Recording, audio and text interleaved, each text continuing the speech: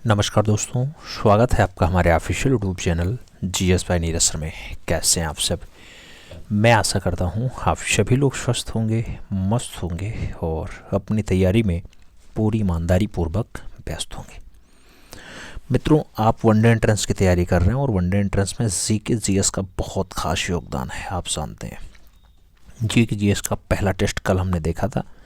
आज की जो बारी है ये आपका टेस्ट नंबर 2 है। इसमें भी हम फाइनली टॉप 50 क्वेश्चंस देखने वाले हैं जो आपकी विभिन्न एक दिवसीय परीक्षा में संबद्ध होंगे, सीधे पूछे जाएंगे। आप देखना, जब परीक्षा हाल में बैठोगे तो क्वेश्चंस यहाँ से आपको देखने को मिलेंगे। एक छोटी लाइन से शुरुआत करते हैं। भाग्य के दरवाजे पर सर पीटने से बेहतर है कर्मों का तूफान पैदा करो। सारे दरवाजे खुल जाएंगे मित्रों, तो कर्मों का तूफान आपको पैदा करना है। आइए शुरुआत करते हैं। पहला क्वेश्चन आपसे कह रहा है, पाथवे टू गॉड नामक पुस्तक के लेखक कौन है? पाथवे टू गॉड, ऑप्शंस में जवाहरलाल नेहरू का नाम है, अरविंदो घोष का नाम है, सरदार वल्लभ भाई पटेल का नाम है और महात्मा गांधी का नाम भी दिया गया। मित्रों, पाथवे टू गॉड की अगर बात करते हैं तो ऐसी पुस्तक मोहनदास करमचंद गांधी के द्वारा लिखी गई, इसलिए आपको राइट आंसर डी के साथ बिठाना है। D is the right answer बना लेना है। अगला क्वेश्चन पढ़ा जाए तो 2 नंबर क्वेश्चन से कूट में क्वेश्चन दिया गया है। आपको पढ़ना है, फिर सही विकल्प बताना है, कौन सा उत्तर आपका फिट बैठ रहा है। इसको कालक्रम में आपको व्यवस्थित करना है, ये देखना है। लक्स लॉकी अधिनियम की बात हो रही है, बंगाल टेंसी अधिनियम की बात हो रही है, आयु की सहमति अधिनियम की बात हो रही है और भारतीय विश्वविद्यालय अधिनियम की बात हो रही है। तो भारतीय विश्वविद्यालय अधिनियम तो सबसे लास्ट में है, ये कन्फर्म है, और आयु की सहमति अधिनियम भी तीसरे नंबर पे रहेगा, ये भी कन्फर्म है। तो जिसमें लास्ट में तीसरा चौथा हो बस वही सही है। तीसरा चौथा किसमें लास्ट में है? डी विकल्प के साथ है, यानी ये एकदम क्रम से ही लगा हुआ है। सही जवाब आपको डी के साथ लगा लेना है। अगला क्वेश्चन हम 3 नंबर पढ़ेंगे। प्रश्न संख्या 3 की बारी है। बहुत प्यारा क्वेश्चन आपके स्क्रीन पे है। आपसे कह रहा है, ईश्वर चंद्र विद्यासागर ने लड़कियों के लिए किस स्थान पर स्कूल की स्थापना की थी? नाम कलकत्ता का है, सूरत का है, बॉम्बे का है और लाहौर का नाम दिया गया।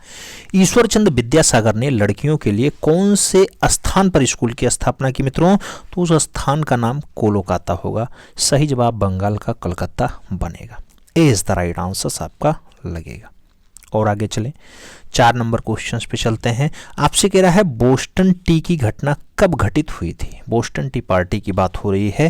क्या 1453 में घटित हुई, 1779 में घटित हुई, 1773 में घटित हुई या फिर 1812 में घटित हुई? बोस्टन टी की घटना कब घटित हुई आपसे पूछा जा रहा है।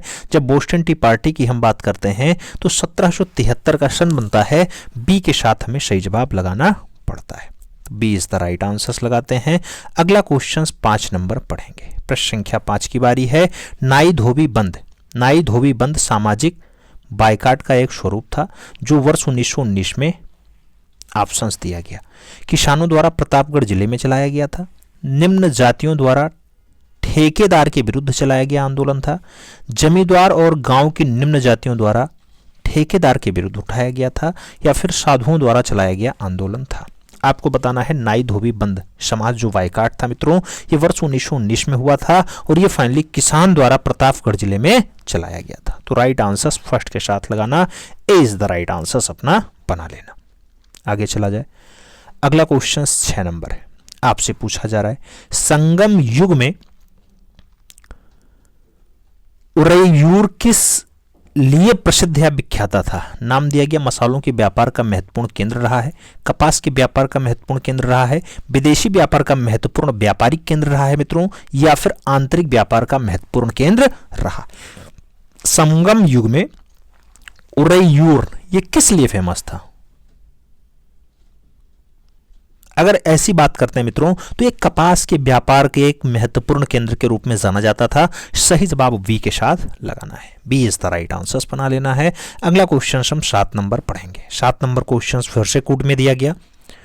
ज्यादा क्वेश्चंस आपको ऐसे कूट वाले मिलते हैं तो आप जानते हैं कि ये अपर ग्रेड में पूछे जाते हैं। अपर ग्रेड मतलब समझ रहे हैं ना? समीक्षा अधिकारी, पीसीएस या फिर एनडीएस, एडीएस या बैंकिंग, अन्य सेक्टर में एसएससी में खूब पूछा जाता है क्वेश्चंस, तो ये अपर ग्रेड के लिए हो जाते हैं। अब तो छोटे एग्जामों में भी पूछे जाने लगे हैं, पुलिस हो चाहे वो आपका जूनियर असिस्टेंट हो या फिर कोई आरपीएफ की भर्ती हो या अन्य परीक्षाएं, सभी में पूछे जा रहे हैं। लेखपाल में भी आ रहा है। 7 नंबर क्वेश्चन कह रहा है सूची 1 को सूची दूसरे से मिलित कीजिए और नीचे दिए गए कोड का सही उपयोग करके आपको उत्तर चुन लेना है। सूची 1 है, सूची 2 है, दोनों का उत्तर आपको आपस में मिलान करना है। आपसे कह रहा है फुतूह उस सलातिन, फुतूह उस सलातिन का अगर संबंध देखा जाए मित्रों तो ये आपके अब्दुल मलिक ईसानी से है इसका संबंध। और फुतूह हाथ ए फिरोज शाही की अगर बात करते हैं तो उसका संबंध कहां से निकलेगा, वो फिरोज शाह तुगलक से निकलेगा। आपसे तारीख फिरोज शाही की हम बात करते हैं तो तारीख ए फिरोज शाही जियाउद्दीन बरनी वाला है, और खज़ैन उल फुतूह की अगर बात करते हैं तो अमीर खुसरो के साथ जा रहा है। तो डी का तीसरा जिसमें विकल्प होगा वही एकदम मिस्टर परफेक्ट ऑप्शन होगा। सही जवाब आपका सी के साथ बैठ रहा है। सी इज द राइट आंसर आपका बन रहा है। और आगे चले, अपना अगला क्वेश्चन आता है 8 नंबर क्वेश्चन से। बहुत प्यारा क्वेश्चन है मित्रों। सिंधु सभ्यता से प्राप्त मोहरों में कौन से वृक्ष की आकृतियां मिली है? आम का है, साल का है, पीपल का है, पारिजात का है।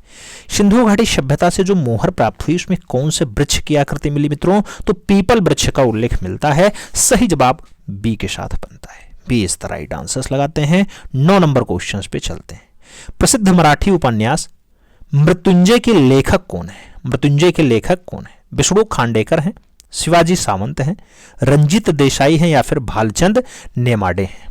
आपको बताना है मृत्युंजय का लेखक कौन है। मृत्युंजय शिवाजी सावंत सही जवाब बनते हैं मित्रों। सी के साथ आपको राइट आंसर यहां पे बनाना है। सी इज द राइट आंसर बनेगा। अगला क्वेश्चन हम 10 नंबर पढ़ेंगे। प्रश्न संख्या 10 की बारी है। 10 नंबर क्वेश्चन आपसे कह रहा है निम्नलिखित में से किस घटना ने ब्रिटिश ईस्ट इंडिया कंपनी को बंगाल सूबे का वास्तविक मालिक बनाया? नाम प्लासी की लड़ाई का है, बक्सर की लड़ाई का है, इब्राहिम खान का फरमान है, और इनमें से कोई नहीं का नाम दिया गया।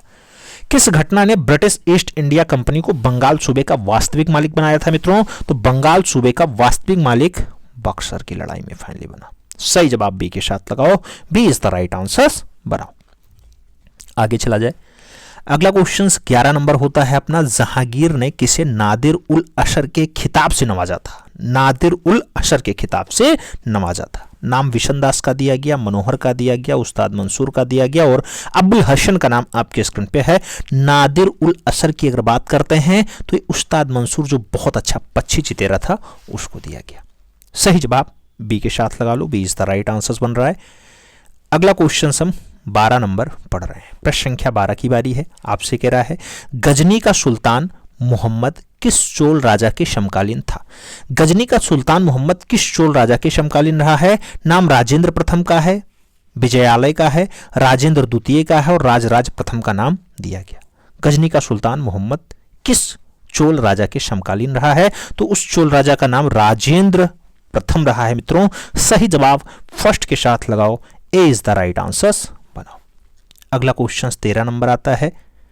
अनंतराज सागर जलाशय का निर्माण किस वंश के शासकों द्वारा किया गया था? नाम चोल का है, मराठा का है, पाल का है, और विजयनगर का नाम दिया गया।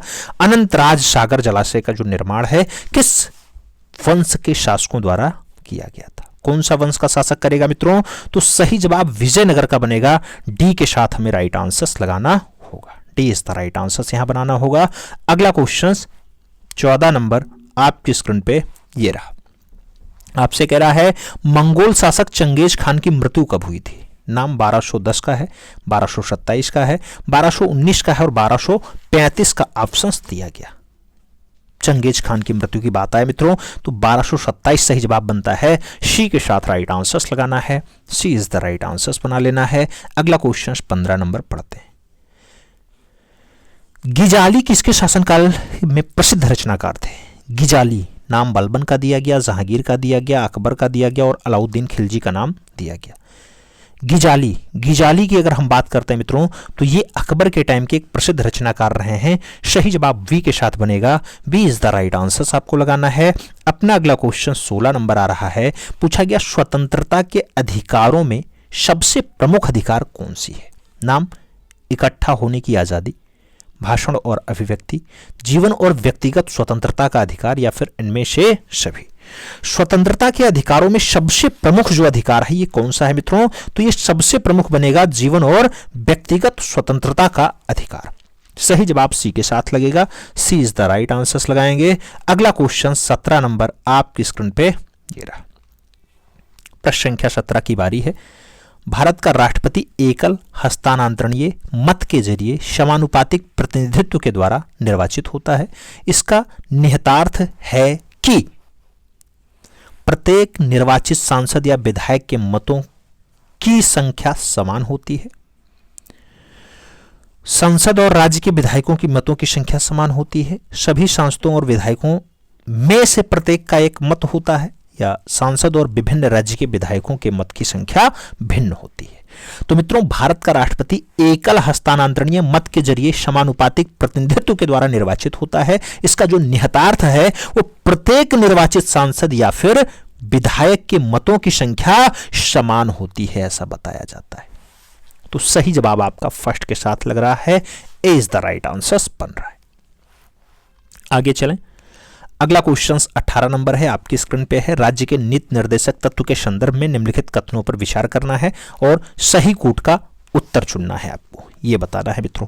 आपसे ऑप्शंस में दिया गया वे विद्यालयों द्वारा परिवर्तनीय नहीं है, तो विद्यालयों से परिवर्तित नहीं कर, सॉरी वो न्यायालयों द्वारा परिवर्तित नहीं है, न्यायालयों द्वारा परिवर्तित नहीं है। और दूसरा ऑप्शन दिया गया कानून निर्माण में इन सिद्धांतों को लागू करना राज्य का कर्तव्य होगा। हाँ, तो बिल्कुल नीति निर्देशक तत्व में राज्य का कर्तव्य होता है कि उसे कानून के रूप में मान्यता दे। तो ये दोनों विकल्प सही हैं, इसलिए कौन सा विकल्प सही बैठेगा? 1 और 2 दोनों। सही जवाब बी के साथ बैठ जाएगा, B is the right answer लगाओ। अगला क्वेश्चन 19 नंबर आपकी स्क्रीन पे ये रहा। 19 नंबर की हम बात करते हैं, आपकी स्क्रीन पे है। आपसे कह रहा है भारतीय दंड संहिता की कौन सी धारा महिलाओं की सहमति के बिना गर्भपात कराने के अपराध से संबंधित है? धारा 312 का नाम है, धारा 314 का नाम है, धारा 313 का नाम है, धारा 315 का नाम दिया गया। गर्भपात कराने का जो अपराध है मित्रों वो धारा 313 में है, तो सही जवाब आप बी के साथ लगाओ, B is the right answer बनाओ। 20 नंबर क्वेश्चन पढ़ा जाए। आपसे पूछा जा रहा है वैसे संसाधन जो वर्षों के उपयोग में समाप्त हो जाते हैं उसे क्या कहते हैं? नाम नवीकरणीय का दिया गया, संरक्षित का दिया गया, अनवीकरणीय का दिया गया और इनमें से कोई नहीं का भी विकल्प दिया गया। वैसे संसाधन जो वर्षों के ऊपर जो उपयोग में समाप्त हो जाते हैं उन्हें हम जो नाम दे पाते हैं वो अनवीकरणीय ऊर्जा कहलाते हैं। तो सही जवाब आपको बी के साथ लगाना है, B is the right answer यहां पे बना लेना है। अगला क्वेश्चन 21 नंबर पढ़ा जाए। आपसे कह रहा है भूदृश्य पर जल, पवन और हिम जैसे विभिन्न घटकों के द्वारा होने वाले क्षय को हम क्या कहते हैं? नाम कायांतरण कहते हैं, अपरदन कहते हैं, अपक्षय कहते हैं या फिर अवसादन कह देते हैं। भूदृश्य पर जल, पवन एवं हिम जैसे विभिन्न घटकों द्वारा होने वाले क्षय को जो हम नाम दे पाते हैं वो अपरदन होता है, तो हम सही जवाब सी के साथ लगाते हैं, सी इज द राइट आंसर बन जाता है। अगला क्वेश्चन 22 नंबर आ रहा है। भारत के उत्तर पश्चिमी भाग में अमेरिकी कपास की किस्मों को किस नाम से जाना जाता है?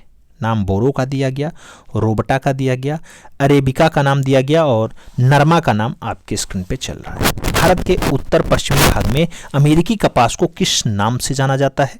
तो उसकी जो किस्म होती है मित्रों वो आपकी फाइनली नरमा के नाम से जानी जाती है। डी के साथ आपको सही विकल्प लगाना है, D is the right answer बनाना है। अगला क्वेश्चन हम 23 नंबर पे चलते हैं। निम्नलिखित में से किस नदी को व्यथ के नाम से भी जाना जाता है? व्यथ के नाम से जाना जाता है। नाम झेलम का दिया गया, जास्कर का दिया गया, तबी का दिया गया और श्योक का नाम दिया गया। व्यथ के नाम से जाना जाता है। जब व्यथ की बात आती है मित्रों तो झेलम को फाइनली व्यथ के नाम से भी पुकारा गया है। सही जवाब आप फर्स्ट के साथ लगा लेना, ए इज द राइट आंसर बनेगा। अगला क्वेश्चन 24 नंबर आता है। ती पर्वत किस राज्य में स्थित है? ती पर्वत नागालैंड में है, पंजाब में है, गुजरात में है या फिर मणिपुर में है? ती पर्वत की बात आए मित्रों तो ती पर्वत आपके नागालैंड में पाया जाता है। इसलिए जब राइट आंसर्स की बारी आए तो आपको फर्स्ट के साथ आंसर्स लगाना है, ए इज द राइट आंसर्स बनाना है। आगे चला जाए, अगला क्वेश्चन 25 नंबर आता है। पूछा गया कोयला का जलना किस अभिक्रिया का उदाहरण है? नाम अपघटन अभिक्रिया का है, संयोजन अभिक्रिया का है, द्विविस्थापन अभिक्रिया का है और विस्थापन अभिक्रिया का नाम दिया गया। कोयला का जलना किस अभिक्रिया का उदाहरण होता है? तो मित्रों ये संयोजन अभिक्रिया का उदाहरण है। सही जवाब आपको संयोजन के साथ लगाना है, बी के साथ आंसर्स नहीं, सी के साथ आंसर्स बना लेना है। अगला क्वेश्चन 26 नंबर आता है। आपसे पूछा गया फ्लाई ऐश प्रदूषण होता है, खनन से होता है, उर्वरक उद्योग से होता है, ताप विद्युत संयंत्र से होता है या फिर तेल शोधन से होता है? फ्लाई ऐश प्रदूषण होता है। फ्लाई ऐश की जब हम बात करते हैं मित्रों तो सही जवाब ताप विद्युत संयंत्र बनता है, तो बी के साथ सही जवाब लग जाता है, B is the right answer बनता है। 27 नंबर क्वेश्चन पे चलते हैं। तुलसी के पौधे का औषधीय महत्व किसके उपस्थिति के कारण होता है?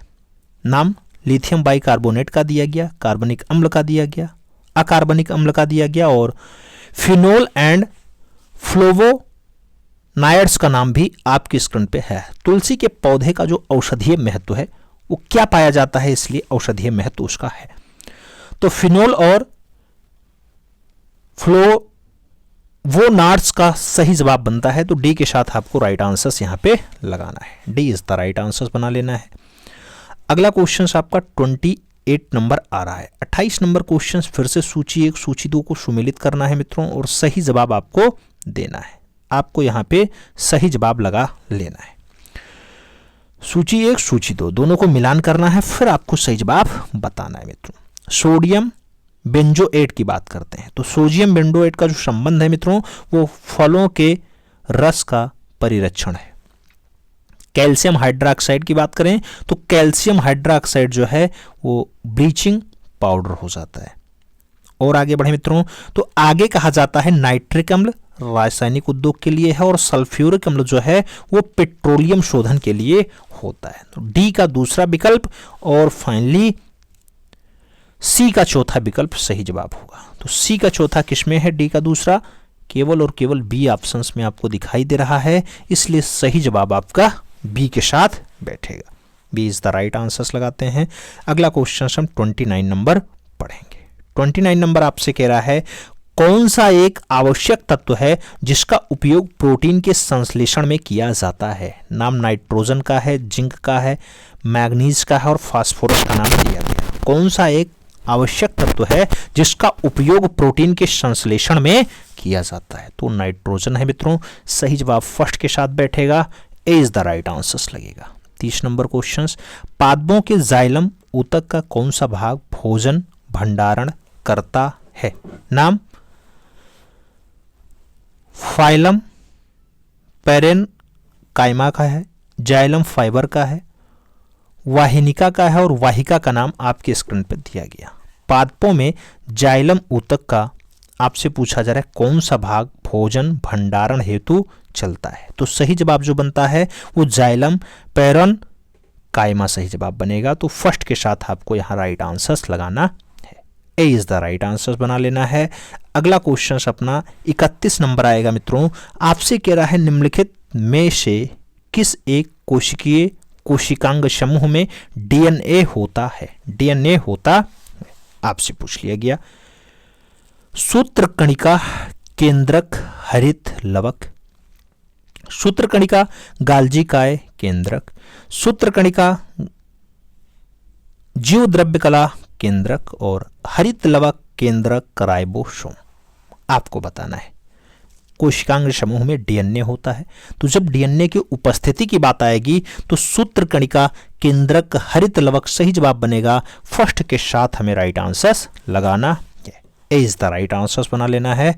अपना अगला क्वेश्चन 32 नंबर आ रहा है। 32 नंबर क्वेश्चन आपसे कह रहा है निम्न में कौन बायोमास ऊर्जा का स्रोत नहीं है? आपको बताना है लकड़ी नहीं है, कोयला नहीं है, गोबर नहीं है या फिर परमाणु ऊर्जा नहीं है।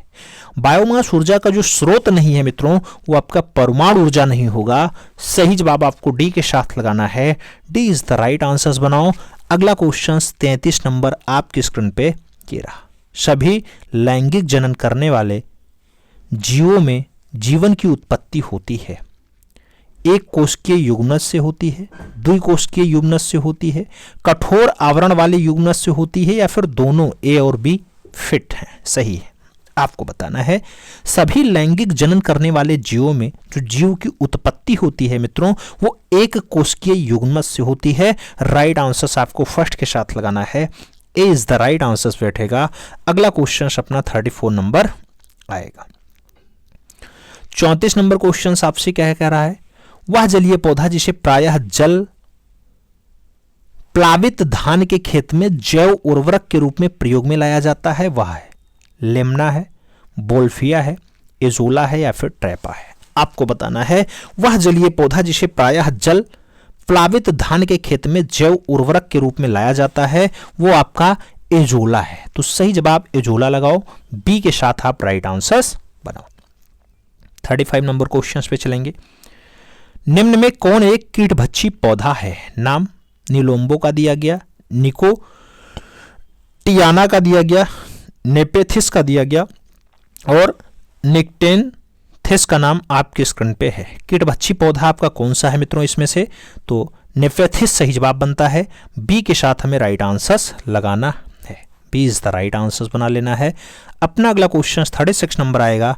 निम्न में से कौन सहजीवी संबंध को दर्शाता है? नाम काई का दिया गया, जल तिप्तिया का दिया गया, यूलोथ्रिक्स का दिया गया और फ्यूनेरिया का नाम आपके स्क्रीन पे दिया गया। कौन सहजीवी संबंध को दर्शाता है मित्रों? तो सहजीवी संबंध जो है वो काई दर्शाई जाती है। सही जवाब आपको फर्स्ट के साथ लगाना है, ए इज द राइट आंसर बनेगा। अगला क्वेश्चन अपना 37 नंबर आपके स्क्रीन पे ये रहा, पूछ लिया गया। निम्न में से कौन सी विधि राष्ट्रीय आय आकलन की विधियों में से एक नहीं है? विकल्प को अच्छे से पढ़ना, प्रश्न को अच्छे से पढ़ना, फिर आंसर्स देना। नाम वितरण विधि का है, व्यय विधि का है, उत्पादन विधि का है और आय विधि का नाम दिया गया। राष्ट्रीय आय आकलन की विधि में से एक नहीं है आपको बताना है, तो वितरण विधि राष्ट्रीय आय इससे नहीं निकलता। सही जवाब आपको फर्स्ट के साथ लगा लेना है। अगला क्वेश्चन हम 38 नंबर पे चलेंगे। कह रहा है अपने निवेश के बदले में एक शेयर धारक प्राप्त करता है अवितरित लाभ, निवेश पर ब्याज, लाभांश एवं बोनस शेयर, निवेश पर लाभ। अपने निवेश के बदले में एक शेयर धारक प्राप्त करता है, तो क्या प्राप्त करता है मित्रों? वो लाभांश एवं बोनस शेयर प्राप्त करता है। सही जवाब बी के साथ बैठ जाएगा, B is the right answer लगा लो। अगला क्वेश्चन 39 नंबर आपकी स्क्रीन पे ये रहा। आधुनिकीकरण में शामिल है, नाम नवीन प्रौद्योगिकी का प्रयोग है, सामाजिक दृष्टिकोण में परिवर्तन लाना है, ए और बी दोनों है, या फिर उपरोक्त में से कोई नहीं। आधुनिकीकरण में शामिल है आपसे पूछा गया, तो आधुनिकीकरण में जो शामिल है मित्रों वो सामाजिक दृष्टिकोण भी है और नवीन प्रौद्योगिकी का प्रयोग भी है, इसलिए आपको सी विकल्प के साथ एकदम फिट आंसर्स बिठाना है, सी इज द राइट आंसर्स लगाना है। आगे चला जाए 40 नंबर क्वेश्चन आता है। पारिस्थितिकी तंत्र के संदर्भ में निम्नलिखित कथनों पर विचार कीजिए और कथन के साथ आपका फाइनली आंसर्स भी दिया गया है। कथन पढ़ो फिर आंसर्स। तो स्वपोषी यानी स्वपोषित जड़ स्तर पे उत्पादन को प्राथमिक उत्पादकता कहा जाता है, हाँ कहा जाता है। द्वितीयक उत्पादकता का संदर्भ परपोषी स्तर के उत्पादन से होता है, हाँ होता है। तो जो सही जवाब यहां बैठेगा, एक और दो दोनों बैठेगा, इसलिए आपको जो सही जवाब लगाना है वो सी के साथ लगाना है, सी इज द राइट आंसर फिलहाल बनाना है। आगे चला जाए 41 नंबर क्वेश्चन आता है। आपसे पूछा गया यामिनी कृष्णमूर्ति का संबंध किस नृत्य शैली से है? नाम कुचिपुड़ी का दिया गया, मणिपुरी का दिया गया, ओडिसी का दिया गया और कथक का नाम दिया गया। यामिनी कृष्णमूर्ति का संबंध किस नृत्य शैली से है? तो यामिनी कृष्णमूर्ति की अगर बात करते हैं तो कुचिपुड़ी शैली इसका सही जवाब बैठता है, ए के साथ हमें सही जवाब लगाना है, first is the right answer बनाना है। आगे चलें, अपना अगला क्वेश्चन 42 नंबर आता है। आपसे पूछा गया निम्नलिखित घटनाओं पर विचार कीजिए तथा इन्हें सही कालक्रम में व्यवस्थित कीजिए, सबसे पहले से प्रारंभ करते हुए आखिरी गतिविधि तक। आपको बताना है क्रम को पढ़िए, फिर सही कूट का उत्तर आपको चुनना है मित्रों, कालक्रम में लगाना है आपको इसको। पाई मेसान की खोज, न्यूट्रॉन की खोज, इलेक्ट्रॉन की खोज, फिर प्रोटॉन की खोज। मित्रों आप जानते हो कि सबसे पहले आपका इलेक्ट्रॉन का खोज होता है, तो पहले नंबर पे इलेक्ट्रॉन आएगा। इलेक्ट्रॉन पहले नंबर पे आ गया, दूसरे नंबर पे आपका प्रोटॉन चलेगा। आप जानते ही हो कि दूसरे नंबर पे प्रोटॉन खोजा गया, तीसरे नंबर पे पाई मेसान खोजा गया, और चौथे नंबर पे आपका क्या होगा मित्रों, अरे चौथे नंबर पे पाई मेसान होगा, तीसरे नंबर पे आपका न्यूट्रॉन की खोज होगी। तो इलेक्ट्रॉन, प्रोटॉन, न्यूट्रॉन, फिर पाई मेसान। तो सही जवाब 3 4 2 1 बनेगा, सी के साथ आपका राइट आंसर बैठ जाएगा। सी इज द राइट आंसर लगा लो। और आगे चले मित्रों, तो आपका अगला क्वेश्चन 43 नंबर है। आपसे कह रहा है निम्नलिखित में से किस राज्य में हर वर्ष इको रेट्रेट महोत्सव आयोजित किया जाता है। इको रेट्रेट महोत्सव आयोजित होता है असम में, बिहार में, उड़ीसा में या फिर गोवा में। आपको बताना है कहां पर आयोजित होता है इको रेट्रेट। तो इको रेट्रेट महोत्सव जो आयोजित होता है मित्रों, ये उड़ीसा प्रांत में होता है। सही जवाब हम बी के साथ लगाते हैं, B is the right answer बनाते हैं। अगला क्वेश्चन देखा जाए तो 44 नंबर क्वेश्चन आपकी स्क्रीन पे ये रहा। आपसे कह रहा है दहेज निषेध अधिनियम को किस वर्ष परिवर्तित किया गया था। नाम 1961 का है, 1969 का है, 1964 का है और 1972 का नाम दिया गया। दहेज निषेध अधिनियम को किस वर्ष पारित किया गया था। दहेज निषेध अधिनियम 1961 में आया था। तो आपको राइट आंसर फर्स्ट के साथ लगाना है, ए इज द राइट आंसर बनाना है। 45 नंबर प्रश्न है राजा ललितादित्य ने किस राज्य पे शासन किया था। नाम गुजरात का है, राजस्थान का है, कश्मीर का है और केरल का नाम दिया गया। राजा ललितादित्य ने किस राज्य पे शासन किया मित्रों, तो वो राज्य आपका कश्मीर होता है। सही जवाब आपको बी के साथ लगाना होता है, B is the right answer लगा लो। अगला क्वेश्चन हम 46 नंबर पे चलेंगे। 46 नंबर क्वेश्चन कह रहा है सैर ए गुल फरोशा त्योहार का आयोजन कहाँ किया जाता है। नाम दिल्ली का है, कश्मीर का है, मुंबई का है और पुरी का नाम दिया गया। सैर ए गुल फरोशा त्योहार का जो आयोजन होता है मित्रों, ये आयोजित होता है दिल्ली में। तो आपको राइट आंसर दिल्ली के साथ लगाना है, first is the right answer बनाना है।